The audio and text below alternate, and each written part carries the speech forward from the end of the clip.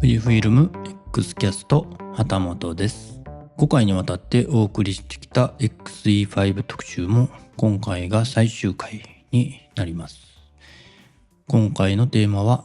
XE5 特集第5弾 XE5 の現実的な姿、価格、市場での立ち位置、そして未来のお話です。早速いきましょう。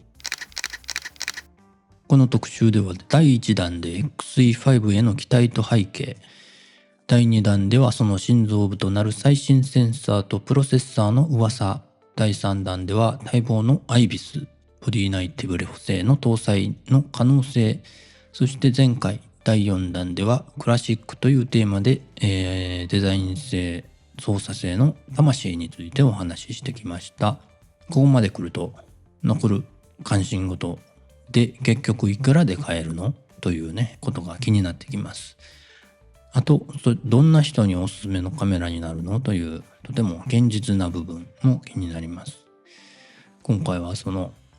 XE5 の価格と市場での立ち位置、そして XE シリーズ全体の未来について総まとめをしていきたいと思います。いきなり確信に迫りますが、 XE5 の価格一体どれぐらいになるのでしょう。噂として、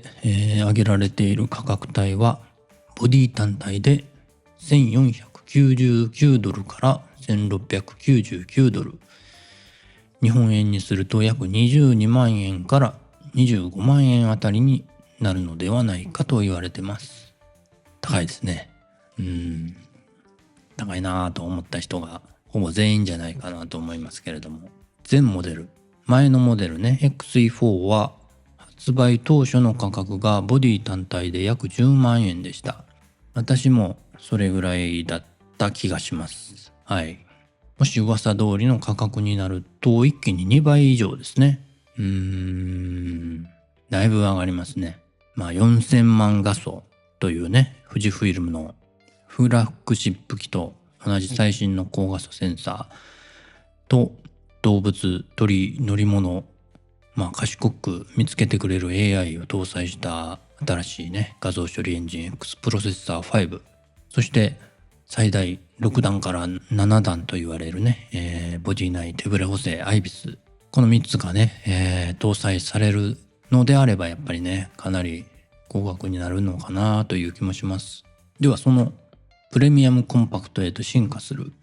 かもしれない XE5、富士フイルムのカメラのラインナップの中でどんな立ち位置になるのか、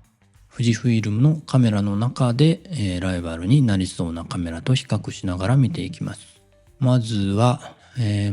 も比較されるであろう XT50 ですね。こちらの関係、XT50 は最新の4000万画素センサーとプロセッサーアイビスを搭載した、非常に高性能なカメラですね。この2つの最大の違いはそのスタイルですね。ファインダーカメラ。ファインダーがカメラの中央にある一眼レフスタイルの XT50 なのか、左肩にあるレンジファインダースタイルの XE5 なのか。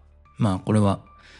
見た目、構え方、どちらが好きかという個人の好みの問題になるかなと。性能が近いのでね、デザインの好みが選択の決め手になるのかなという感じですかね。次に X100 シリーズですね。X100-6 と比較するとどうか。こちらもアイビス搭載した4000万画素のレンジファインダースタイル。こちらはレンジファインダースタイルですからね。なかなか近いものですが、ここで大きく違うのはやっぱり一体型、レンズ一体型である。レンズ固定式ですね。で、XE5 の方はレンズを交換できるという、ここが違いますね。一つのレンズで全てを取り切る、こういう器用さが魅力の X100-6 で、広角から望遠までいろんなレンズを付け替えてね、表現の幅を広げたいというのが魅力の XE5 か。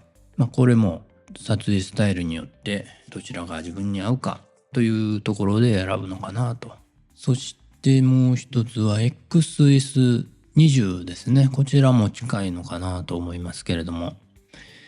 XS20 は大きなグリップがついてますね。で、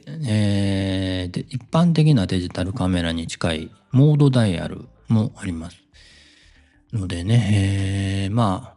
他のメーカーから使い始める、この富士フイルムを使い始めるという方にとっては使いやすいカメラかなと思いますね。XE5 の方はクラシックなシャッタースピードダイヤルと露出補正ダイヤルですね。これで操作するスタイルなので、操作性ですね。こちらの違いは、どちらが使いやすいのかというところで選ぶのかなという感じですかね。富士フイルムの操作性はね、他のね、一般的な他のメーカーのところから買い替えるとなるとね、ちょっと戸惑う人もいるかなと思うので、ファースト富士は XS20 という人も多いかもしれません。富士フイルムのカメラに慣れてる人であれば XE5 の方が使いやすいということになりますね。というところで、リスナーさんからの質問ですが、結局 XE5 はどんな人におすすめのカメラになりそうですかという質問。難しい質問ですけれども、あえて一言でまとめるのであれば、レンジファインダースタイルが好きということですね。あとは大きなカメラは持ち歩きたくない。でも画質や性能には妥協したくないという、ちょっと欲張りな写真愛好家の方ですかね。そういう人にとっては最高の相棒になるカメラだと思います。ということで、いよいよね、迫ってきました。6月12日の X サミット上海2025。とても楽しみになります。5回にわたってお送りしてきた XE5 特集いかがでしたでしょうか。噂レベルの情報からその性能、デザイン、そして価格や未来まで皆さんと一緒に想像を膨らませてきましたけれども、魅力的なカメラになりそうだなというね、感じです。どんなサプライズが待っているのか楽しみです。もっと X シリーズの情報が知りたい方は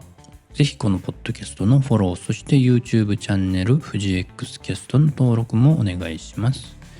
ポッドキャストはListen、Spotify、Apple Podcast などで配信しています。各種 URL は番組概要欄をご覧ください。富士フイルム X キャスト旗本でした。それではまた。